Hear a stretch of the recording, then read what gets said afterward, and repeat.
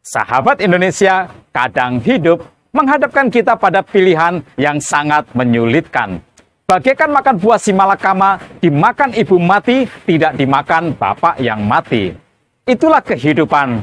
Ketika kita dihadapkan pada pilihan hidup yang sangat menyulitkan, jadikan itu ujian yang membuat kualitas hidup kita memang harus dibuktikan. Tapi sebelum kita lanjutkan, bagi yang belum subscribe, silakan subscribe dan bunyikan juga loncengnya. Bagi kita semua, silakan like and share. Kiranya Tuhan memberkati kita semua. Daniel adalah sebuah kisah dramatik dan heroik yang karenanya pastilah sangat inspiratif. Kehidupannya penuh dengan irama. Bak orkestra, hidupnya mengayun mengikuti lincahnya alunan nada seirama dengan komposisi yang digubah oleh Sang Pencipta. Kisahnya sendiri diawali ketika negerinya mengalami kekalahan dalam peperangan. Kerajaan Babel menaklukkannya, maka semua yang berharga dirampasinya. Tidak hanya harta benda, tetapi juga para pemuda pilihan dibawa ke Babel. Itulah kehidupan. Bencana kadang tak dapat dihindarkan. Memang Tuhan menyerahkan Yoyakim Raja Yehuda ke dalam tangan musuhnya. Apapun kesalahannya, bagi rakyat itu adalah sebuah bencana. Tetapi dari kisah Daniel, kita dapat belajar bahwa di balik setiap bencana, pastilah Tuhan yang memelihara. Keyakinan itulah yang selalu dipelihara Daniel di dalam dada. Ia tidak pernah kehilangan imannya walau bencana menimpanya. Semua keadaan dijalaninya dengan keikhlasan. Ia tetap tegar sekalipun di tengah masa yang sukar. Tetapi Daniel memang memiliki kualitas yang sangat luar biasa. Selain bahwa ia adalah keturunan raja, tidak ada celah dalam tutur kata maupun perilakunya. Ia juga memiliki pengetahuan yang di atas rata-rata. Itu sebabnya ia terpilih untuk mendapatkan kesempatan menempuh pendidikan yang menyiapkannya untuk menjadi pegawai di istana raja. Sahabat Indonesia, tentulah ini merupakan hasil pendidikan dalam keluarga. Maka orang tua yang menanamkan pendidikan yang terbaik bagi anak-anaknya akan melihat anaknya pastilah dapat menaklukkan setiap kesukaran di luar sana. Di istana, Daniel berketetapan hati untuk tidak menajiskan diri dengan makanan dan minuman raja. Suatu sikap yang tentunya sangatlah luar biasa. Keadaan sama sekali tidak mengubah gaya hidupnya. Imannya tetap melekat kepada Allahnya.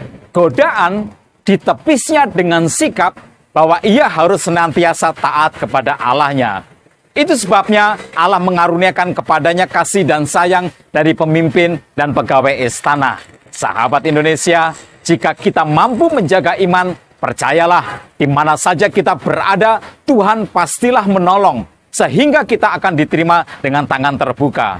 Allah juga mengaruniakan kepadanya kepandaian dan pengetahuan, sehingga Raja mendapati Daniel dan kawan-kawan lebih pandai 10 kali lipat daripada semua para pemuda yang ditawan.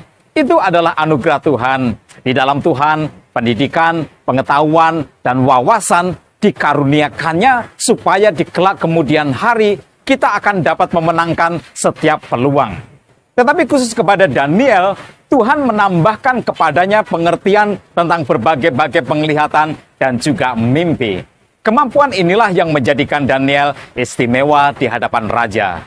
Suatu kali, Daniel berhasil menafsirkan mimpi raja yang semua penasihatnya tidak sanggup untuk menafsirkannya. Maka Daniel semakin berhargalah dia di mata sang raja. Tetapi seperti pada semua kisah tentang orang-orang hebat yang luar biasa, begitu juga dengan Daniel.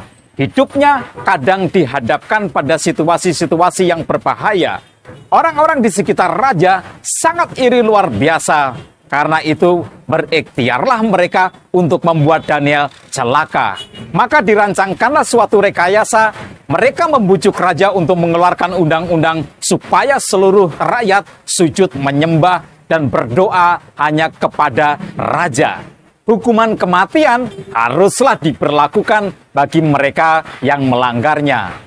Daniel tiba-tiba sekarang berada dalam situasi yang mengancam hidupnya. ia dihadapkan pada pilihan yang baginya itu benar-benar sangat menyulitkan. Menyembah Allah adalah hidup dan matinya. Tetapi tiba-tiba sekarang itu melanggar undang-undang. Daniel seperti dibuat tidak punya pilihan. Menyembah Allah berarti kematian. Tetapi menyembah kepada raja, walau itu akan membuatnya selamat dari hukuman, tidaklah dapat ia lakukan. Sahabat Indonesia, kadang hidup memang menghadapkan kita pada pilihan yang menyulitkan. Kadang kehidupan membuat kita berhadapan dengan resiko yang sangat membahayakan. Tentu tidaklah mudah menghadapi keadaan yang tiba-tiba saja berubah. Kadang iman memang harus dipertaruhkan untuk sebuah resiko yang dapat membuat kita kehilangan segalanya. Sahabat Indonesia, jika kehidupan menghadapkanmu pada pilihan yang sangat menyulitkan, bagaimanakah sikap yang harus kita tunjukkan? Saya senang karena dari Daniel kita dapat belajar tentang sikap dalam membuat sebuah keputusan. Ia tetap teguh dalam iman. Ia tetap memilih menyembah Allah walaupun itu menghadapkannya pada risiko kematian. Maka dengan keikhlasan hati, Daniel siap untuk dihukum mati. Singkat cerita, Daniel diputus bersalah dan kemudian dimasukkan ke dalam gua singa. Itulah hukuman yang tersedia bagi siapa saja yang menentang undang-undang raja. Tetapi sesuatu yang mengherankan terjadi. Keesokan harinya, raja mendapati Daniel tetap hidup, tak kurang suatu apapun.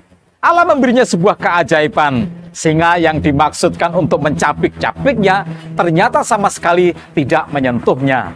Sahabat Indonesia, ketika engkau dihadapkan pada pilihan hidup yang sangat menyulitkan, janganlah goyah iman.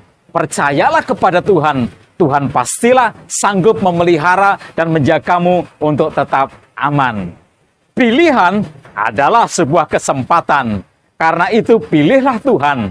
Mungkin engkau akan mengalami sebuah keajaiban seperti yang Daniel dapatkan. Tetapi jika engkau harus menghadap Tuhan, engkau datang kepadanya dengan sikap yang paling elegan. Sahabat Indonesia, di dalam Tuhan, hidup dan matimu pastilah indah dan membahagiakan. Sahabatmu ini mendoakan engkau menang dalam setiap pergumulan.